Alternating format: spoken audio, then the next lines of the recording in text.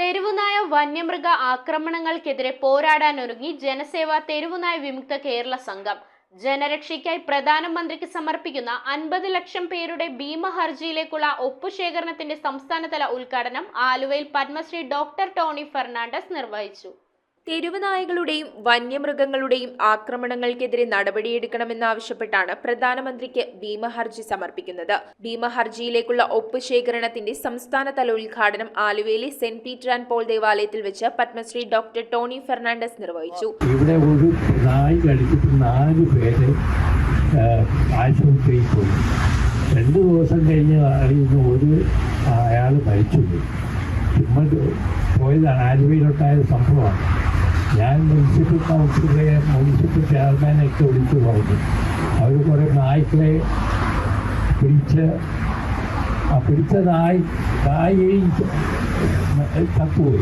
ജനസേവ തെരുവുനായ വിമുക്ത കേരള സംഘത്തിന്റെ നേതൃത്വത്തിലാണ് ഒപ്പുശേഖരണ യജ്ഞം സംഘടിപ്പിച്ചത്. Thaikkattukara saint Peter and Paul ഇടവക കൂട്ടായ്മ ഒന്നടങ്കം ഒപ്പുശേഖരണ യജ്ഞത്തിൽ അണിചേർന്നു. വികാരി ഫാദർ ജെയിംസ് തൊട്ടിയിലിന്റെ അധ്യക്ഷതയിൽ കൂടിയ യോഗത്തിൽ ജനസേവ തെരുവുനായ വിമുക്ത കേരള സംഘം ചെയർമാൻ ജോസ് മാവേലി ആമുഖ പ്രഭാഷണം നടത്തി. വരും ദിവസങ്ങളിൽ കേരളത്തിലെ വിവിധ തലങ്ങളിലെ ജനങ്ങളെ ഉൾപ്പെടുത്തി 50 ലക്ഷം പേരുടെ ഒപ്പ് സമാഹരിച്ച് ഭീമഹർജിയാക്കി പ്രധാനമന്ത്രിക്ക് സമർപ്പിക്കാനാണ് പദ്ധതിയെന്നും എറണാകുളം അങ്കമാലി അതിരൂപതയിലെ എല്ലാ പള്ളികളും മറ്റ് മതസ്ഥാപനങ്ങളും ഈ മഹായജ്ഞത്തിൽ പങ്കെടുക്കാൻ സന്നദ്ധത പ്രകടിപ്പിച്ചിട്ടുണ്ടെന്നും ജോസ് മാവേലി പറഞ്ഞു. ഇന്നിപ്പോൾ ഇവിടുത്തെ മുഖ്യധാര രാഷ്ട്രീയ പാർട്ടികൾ ആരും തന്നെ ഈ രംഗത്ത് ഇതിനുവേണ്ടി പ്രതിഷേധിക്കാനായിട്ട് ആരും രംഗത്ത് വരുന്നില്ല. ഇന്നിപ്പോൾ ക്രിസ്ത്യൻ മതങ്ങൾ ഒരുമിക്കുകയാണ്, അതോടൊപ്പം തന്നെ മുസ്ലിം മതങ്ങൾ ഒരുമിക്കുകയാണ്, ഹിന്ദു മതങ്ങൾ ഒരുമിക്കുകയാണ് ഈ വിഷയത്തിൽ.